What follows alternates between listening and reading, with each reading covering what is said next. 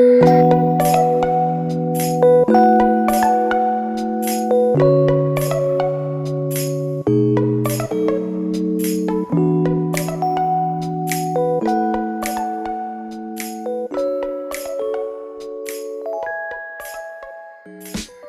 really surprised when I hear this. Shaq was the best player narrative in 2021. I'm surprised because even though a lot of people that love LeBron and love MJ believe this, Shaq didn't believe it. The quote that you see or saw on your screen, he said on TNT not very long ago. He said that while he was the most dominant player, you have to be able to hit free throws in at the end of the game. He was always fortunate to have someone that could essentially close the game out. And this is the point that I've made. Shaq stopped being the best player on that team during the Western Conference Finals in 2000 against Portland. During that Portland series, the Portland defense, led by Scottie Pippen, had solved Shaq. Okay? And it was Kobe that had to bail him out. People are going to likely come to my comment section and they're going to talk about Shaq's stat line, especially during his MVP season. And the thing that you guys don't understand is the reason Shaq was not as great a player as Kobe was that he wasn't as good defensively over the course of their respective careers. Okay? And when you combine the fact that Kobe was the closer and the fact that Kobe was the better defender when he was playing with the Lakers, what it means was Kobe was the better player. Doesn't matter that Shaq accumulated stats during the largely irrelevant first 40 minutes of an NBA game. What matters is what is done during the clutch, the last 5 to 8 minutes of the game. Okay? Seasons are won and lost during the last 5 to 8 minutes of the game, especially against other good teams. Okay? You cannot, as a great player, score your way to an NBA championship. If you are not elite on both sides of the ball, you're not giving your team the best chance to win the NBA championship.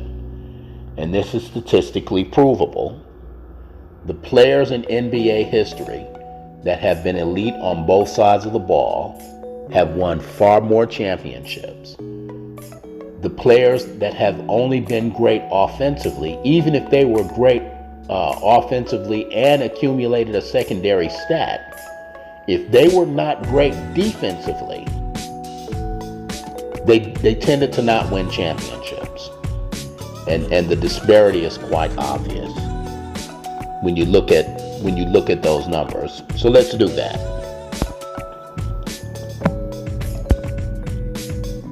It is my contention that Scottie Pippen was a more impactful player than was Shaquille O'Neal. Okay?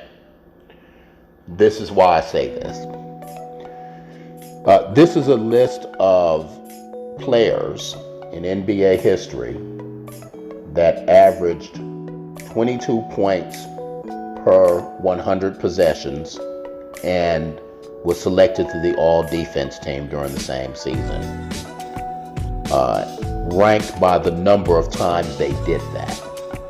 So, a lazy shorthand for being able to normalize across eras is points per possession. During certain eras in NBA history, obviously the pace was faster or slower. So what you do is you just normalize for the number of possessions. So the 78 Supersonics won the NBA championship. The leading scorer was Jack Sigma that year. He averaged about 17.2 points per game. Also, the 04 Pistons won, and I think Chauncey Billups he led the team about 17 points per game. So if you convert that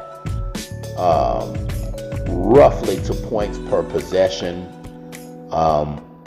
you can kind of say that if you average about 20 to 22 points per possession during certain eras, you're probably good enough to win the NBA championship as the leading scorer. In other words, if you've got the team around you, that's good enough to lead a team to an NBA championship. Okay? Won't happen often, but it has happened. Okay? So, and as I've said in other videos, every single team that has won the NBA championship has had an all-defense team member, either a current season, in other words, the player was selected to the all-defense team that year, or it had happened that player had been all-defense either the following year, the prior year, or at the very latest 2-3 years prior. Okay, every single NBA champion has had an all-defense member. So, essentially, I looked at the seasons wherein players averaged about 22 points per game and were all defense, because to me, that's when you're giving your team a chance to win the NBA championship. And then if you look at these players, you'll find that about 1 in 5 times when players do this, they do in fact win the NBA championship. So, I mean, we always ask, well, who's the best player? Did that player have enough help, etc., etc.? Well, the player can't control who he plays with, but he can be elite on both sides of the ball. All right. So, the number of times players average at least 22 points per 100 possessions, okay, and we're all defense, okay. So that list is led by Tim Duncan, who did it 15 times. Okay, Kobe did it 12. Scottie Pippen did that 8 times. Shaquille O'Neal did it 3 times. Okay, that's a huge disparity. Okay, what that tells you is that the seasons wherein Shaq accumulated huge numbers, like for instance, the Orlando seasons, believe it or not, he really was not as impactful to his team as was a player that probably scored less but was better defensively. So when we look at players that were elite scorers but were not elite defensively, what you have is a veritable who's who of NBA greats that never won a championship. It's quite remarkable. Okay, so here's the list. These are players that averaged 30 points per 100 possessions in a season. I don't need to go through the whole list. Okay? You look through this list. A lot of people never won a title. A lot of people never won a title. There's Reggie Miller, Glenn Big Dog Robinson, David Thompson. Okay? So, Dirk Nowitzki won 1 title while he was playing with the Defensive Player of the Year, Tyson Chandler. And then you have Paul Pierce and Ray Allen.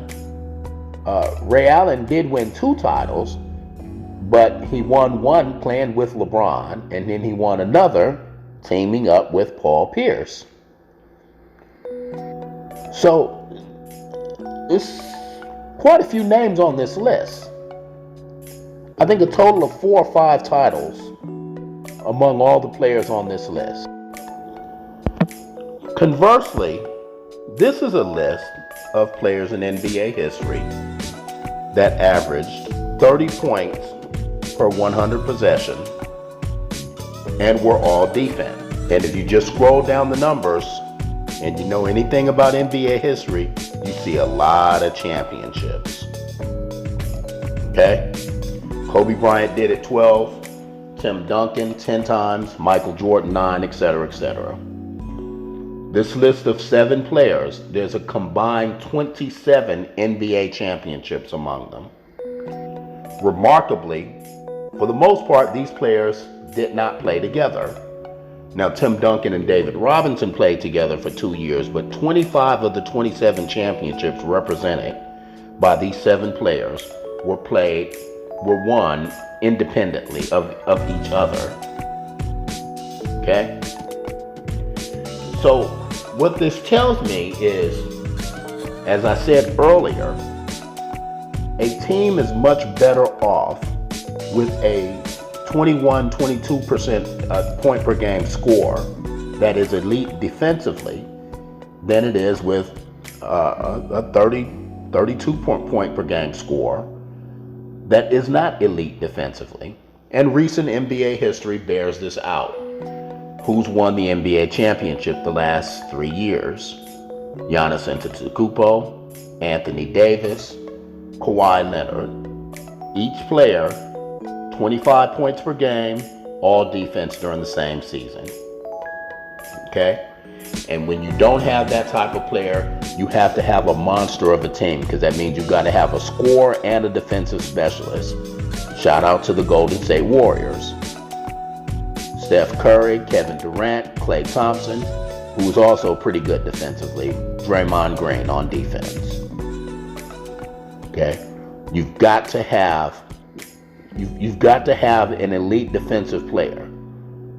And Shaq just simply wasn't for long stretches of his career. See, we can talk about the high field goal percentage, but what people are missing is you're missing the 3-pointer that Sabonis hits because Shaq doesn't want to come out and challenge him. You're missing the pick and rolls when teams are able to score easily because Shaq can't defend it. You miss that part. Okay? You miss the passes your offense can't deliver because at the end of the game they have to avoid Shaq having the ball, and how that hampers your offense. You miss that part. Okay? It's Shaq was not the best player on those teams. He just wasn't.